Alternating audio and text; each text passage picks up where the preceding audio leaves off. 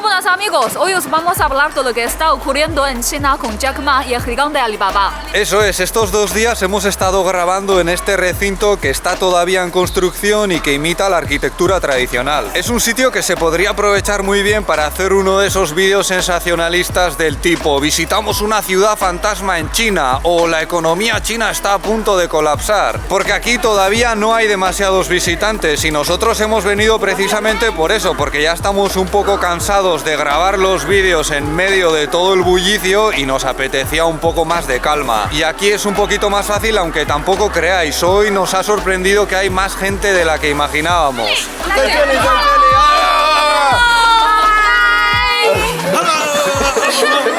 Ayer se estaba más o menos a gusto, pero hoy hace un frío que no sabemos cuánto vamos a aguantar en la calle y no os prometemos nada. Vale, pues vamos con el tema de hoy. Es posible que en los últimos días o semanas os hayáis encontrado con noticias que hablan de un conflicto entre Jack Ma, que durante bastante tiempo ha sido la persona más rica de Asia, y el gobierno chino. Pero antes de entrar en el meollo del asunto, vamos a intentar explicar un poco el contexto en el que se están produciendo estas tensiones. Para los que no lo sepáis, Jack Ma es conocido como el fundador de Alibaba, una de las más importantes empresas de comercio electrónico de todo el mundo.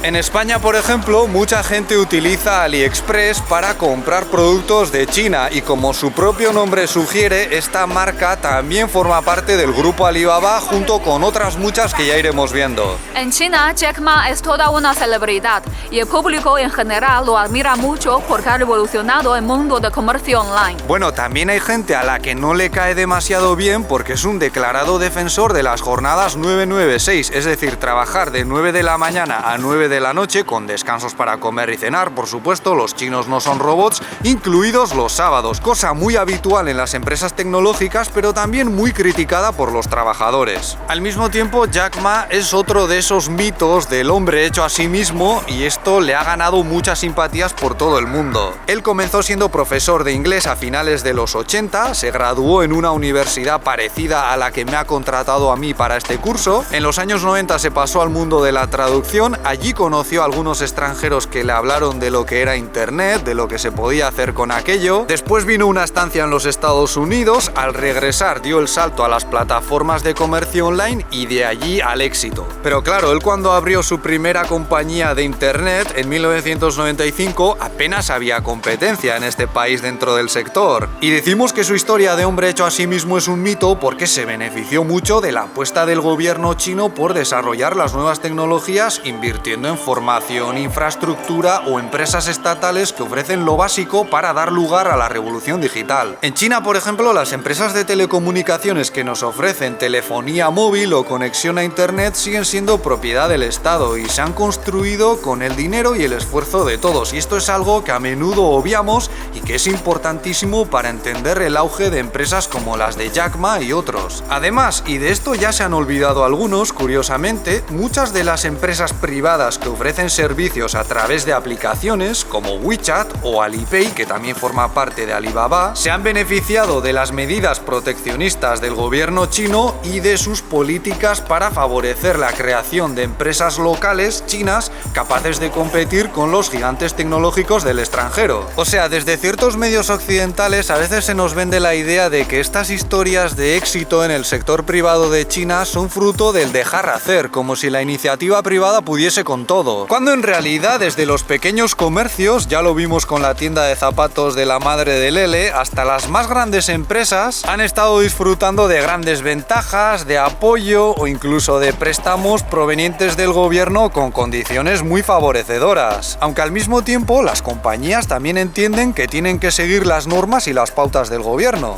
Otra cosa a tener en cuenta, enseguida veréis por qué, es que Alibaba a través de Alipay es uno de los principales actores de lo que en Occidente se conoce como el sistema de crédito social de China. O sea, cuando hablamos de los puntos de crédito, lo que nos encontramos en la práctica son sistemas como los de Alipay o WeChat que funcionan basándose únicamente en tu capacidad de pagar tus deudas cuando compras productos a plazos. Todo eso que os contaron en una enorme campaña de propaganda de que el gobierno chino iba a dar o quitar puntos a los ciudadanos de acuerdo con su comportamiento, por ejemplo en internet, es pura fantasía. En China no existe nada de eso. El Banco Banco Central de este país, junto con el gobierno, también maneja una especie de crédito social, pero no funciona por puntos y es básicamente una lista negra en la que entran las personas que no han pagado sus deudas, que han cometido delitos, sobre todo de fraude, o tienen multas pendientes. Pues bien, el sistema de crédito por puntos de Alipay, que se conoce como Chima Credit, algo así como el crédito Sésamo, Ábrete Sésamo, Alibaba, en fin, te ofrece pequeños créditos para tus compras si demuestras que pagas los plazos religiosamente. A partir de 650 puntos, que son muy fáciles de conseguir para el consumidor medio, no hace falta que seas rico, ni siquiera de clase media, puedes acceder a ventajas como por ejemplo alquilar un coche eléctrico, un ordenador o una cámara sin pagar depósito, como ya os enseñamos en un vídeo que hicimos hace tiempo. Los puntos se obtienen básicamente eligiendo la opción de pagar las compras de internet a plazos. Si pagas a tiempo te dan más puntos y de esa forma aumenta la confianza y también el consumo, por supuesto. Nosotros no lo usamos demasiado, pero a muchos estudiantes les gusta porque les ayudan en sus proyectos. Claro, cuando no tienes dinero, a veces estas pequeñas ayudas marcan una gran diferencia. En realidad, este sistema desarrollado por empresas de Jack Ma no es tan novedoso, hay cosas parecidas funcionando en otros países. Ahora bien, Alipay y otras aplicaciones del sector han dado el salto a ofrecer préstamos más grandes de hasta 300.000 yuanes, más de 30.000 euros, cifras ya considerables. O sea, si Lele, su madre y yo pidiésemos uno de estos préstamos, podríamos comprar un buen apartamento en su pueblo y en muchas zonas de China. Pero claro, eso quiere decir que una aplicación se ponga a ofrecer préstamos ya bastante grandes con unos criterios que a lo mejor son diferentes de los de la banca de este país, que es esencialmente estatal. Entonces, esto genera muchas preguntas. ¿En esos criterios también entran en juego los puntos del crédito social?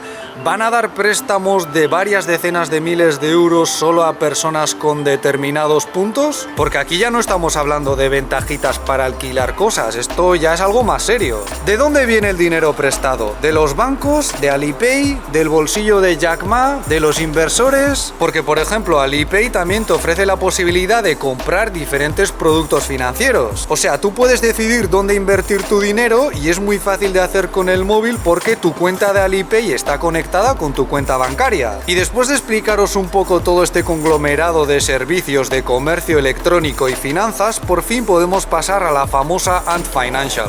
Esta empresa se conoce en China como Mayi Jinfu, también es parte del grupo Alibaba de Jack Ma y se esperaba que saliese a la bolsa y rompiese todos los récords. La salida a bolsa de esta empresa iba a ser un bombazo, se estaba hablando de ello en todo el mundo, pero en el último momento el gobierno chino les dijo: quietos, paraos. Y ahí es donde parece que empezaron a saltar las tensiones. Mirad, este chico nos ha visto aquí pasando frío y ha venido a ofrecernos un poco de té con leche.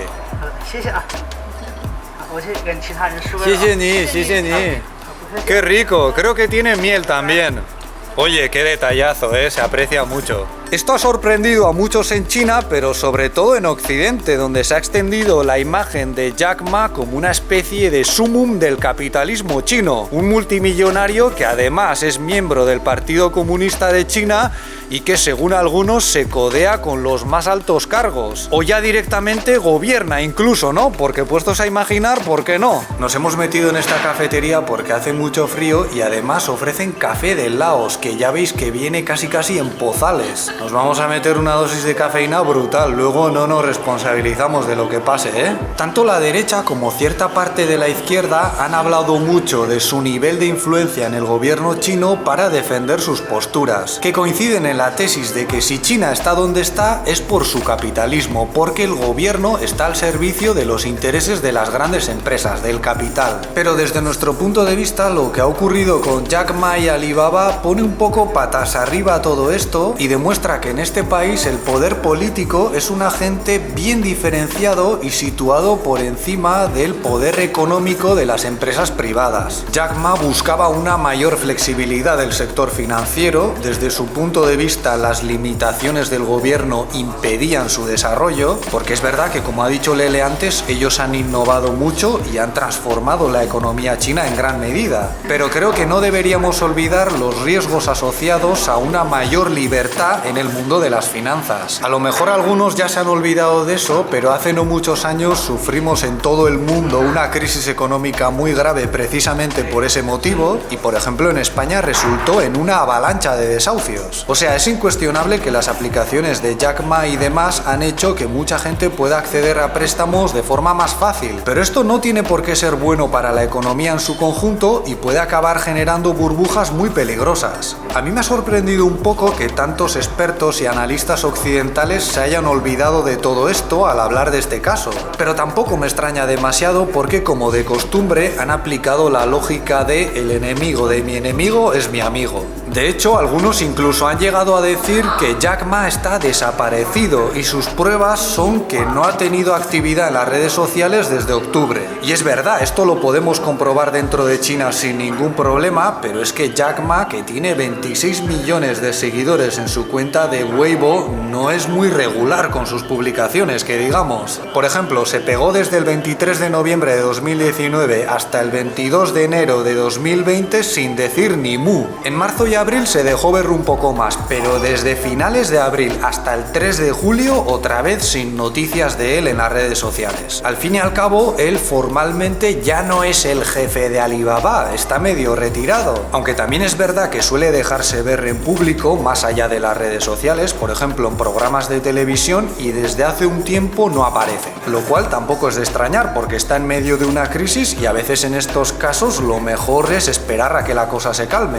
Es más, algunos medios occidentales ya han aclarado que no está desaparecido, pero ya es demasiado tarde, el bulo ya se ha extendido por el público. De todos modos, aunque el caso de Alibaba sea el más conocido, también hay otras empresas del sector que están siendo investigadas. Eso es, hay más de 20 entre ellas y en algunos casos el público lleva ya bastante tiempo acusándolas de prácticas monopolísticas, por ejemplo. Hay gente que ve las investigaciones o limitaciones del gobierno como un capricho, como un ejercicio de poder porque sí o porque Jack Ma les cae mal, le tienen manía. Pero viendo cómo ha evolucionado la economía en este país, es muy posible que el gobierno simplemente prefiera que el dinero fluya hacia otros sitios, por ejemplo hacia más avances científicos y tecnológicos, al desarrollo de las fuerzas productivas y no al casino de las finanzas, donde al final es muy difícil controlar la especulación y se acaba vendiendo humo, productos que no tienen un respaldo en la economía productiva ni la impulsan. Tampoco hay que olvidarse de una cosa que se está notando sobre todo ahora con la crisis del coronavirus, con sus efectos en la economía, y es que estas aplicaciones de comercio electrónico afectan mucho a los comercios de toda la vida. Ya os dijimos que en los últimos meses han aumentado sus ventas con respecto al año anterior y lo que han vendido ellos en parte ha sido en detrimento de los que tienen tiendas. Al mismo tiempo, Alibaba podría haber tenido más razones para intentar dar otro gran salto a las finanzas porque es posible que la llegada del cripto yuan